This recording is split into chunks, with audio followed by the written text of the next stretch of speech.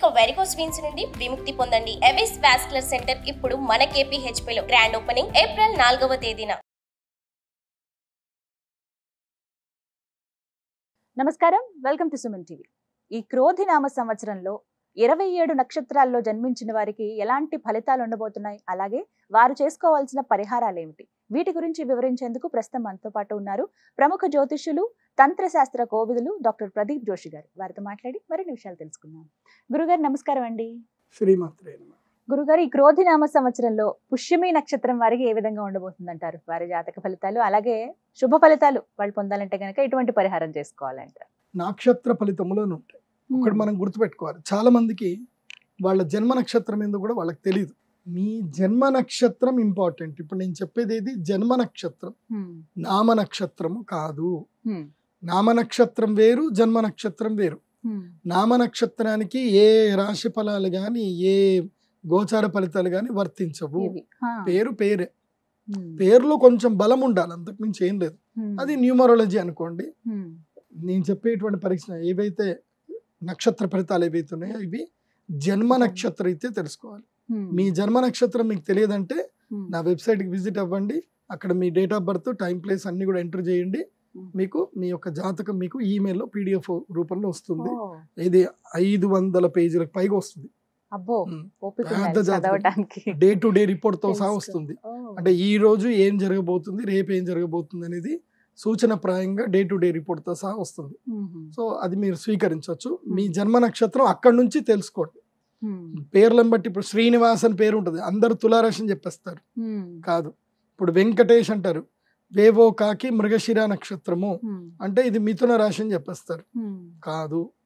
So ఇలా పేరును బట్టి మీరు రాశులు చెప్పుకోకండి, నక్షత్రాలు చెప్పుకోకండి, దాని ఫలితాలు ఉండవు.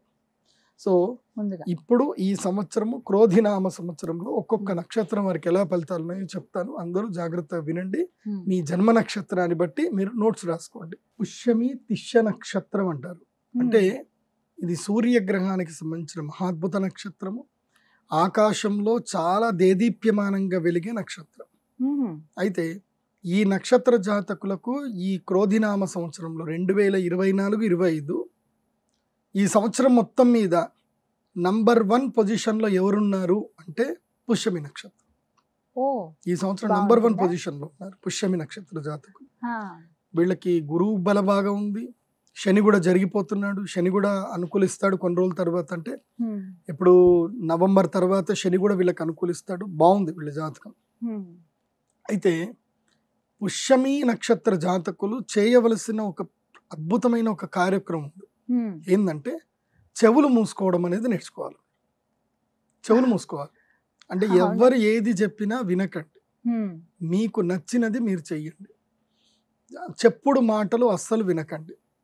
అనుమానం అనేటువంటి దాన్ని, ధోరణిని వదిలేయండి. ఇవి వదిలితే పుష్యమి నక్షత్రం వాళ్ళు అదృష్టవంతులు. ఎందుకోసమంటే ఒక అనుమానం అనేటువంటిది ఒకటి వచ్చింది అనుకోండి. ఎందుకోసమంటే ఈ సంవత్సరం వీళ్ళకి శనిగ్రహం అష్టమంలో ఉన్నాడు, బాగా లేడు. అనుమానం అనే పిచ్చోడు పడుతుంది. కుటుంబంలో, సంసార జీవితంలో అనుమానం అనేది వచ్చింది అనుకోండి, ఇంకా రాష్ట్రం, ఇంకా జీవితం ముందుకెళ్ళదు, వెనక్కి ఇంకా అక్కడనే స్ట్రక్. కాబట్టి అనుమానం అనేటువంటిది తెచ్చుకోకండి. అది అబ్బాయిలు కానీ అమ్మాయిలు కానీ. అనుమానం వచ్చిందా అంటే దాన్ని క్లారిఫై చేసుకునే ప్రయత్నం కూడా చేయకండి. ఎందుకోసం అంటే అనుమానం అనేది ఒక వైరస్ లాగా. అది నువ్వు దాన్ని క్లారిఫై చేస్తే క్యాన్సర్ లాగా ఇంకా పెరుగుతుంది తప్ప తగ్గదు. Don't go for the any clarify. Yes, అనుమానం పెనుభూతం. సో అనుమానం జోలికి మాత్రం వెళ్ళకండి పుష్య నక్షత్రం. ఇంకోటి, చెప్పుడు మాటలు వినకూడదు. సలహాలు ఎవరివి వద్దు. ఒక మంచి ఫినాన్షియల్ గురువుని సంప్రదించండి, ఆస్ట్రాలజర్ని సంప్రదించుకోండి.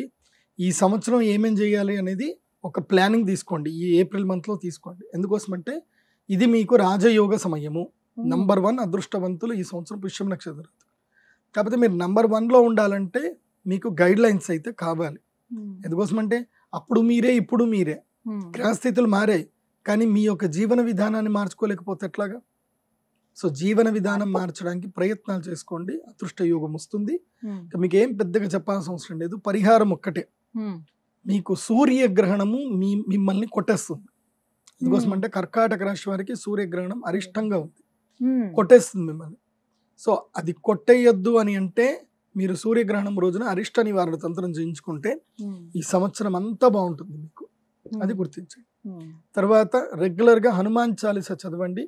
శని మహాదశ కాబట్టి శని బాగా లేడు కాబట్టి ప్రతిరోజు ఓ హనుమాన్ చాలీసా చిన్న బుక్ దొరుకుతుంది, ప్రతిరోజు జయ హనుమాన్ జ్ఞాన గుణ సాగర జయ కపీశతిహు లోకవు జాగర, చక్కగా ఓ 15 నిమిషాలు అయిపోతుంది, 10 నిమిషాలు మంచిగా చదువుతుంటే. ఆ హనుమాన్ చాలీసా ప్రతిరోజు నిత్యం చదువుకోండి. ఈ సంవత్సరంలో మిమ్మల్ని కొట్టేటోళ్ళు ఉంటారు చెప్తున్నా. ఇదే వారికి పరిహారం.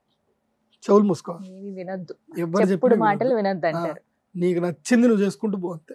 పుష్యమి నక్షత్రం వారు ఈ ఒక్కటి ఈ సలహా మాత్రం పాటించాలంటారు. పాటించాలి. చక్కటి పరిహారం కూడా తెలియజేశారు గురుగారు. నమస్కారం అండి.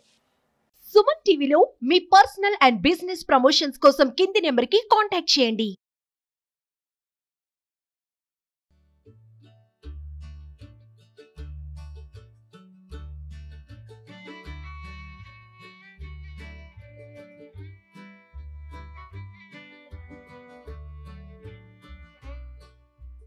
సుమన్ టీవీలో మీ పర్సనల్ అండ్ బిజినెస్ ప్రమోషన్స్ కోసం కింది నెంబర్కి కాంటాక్ట్ చేయండి.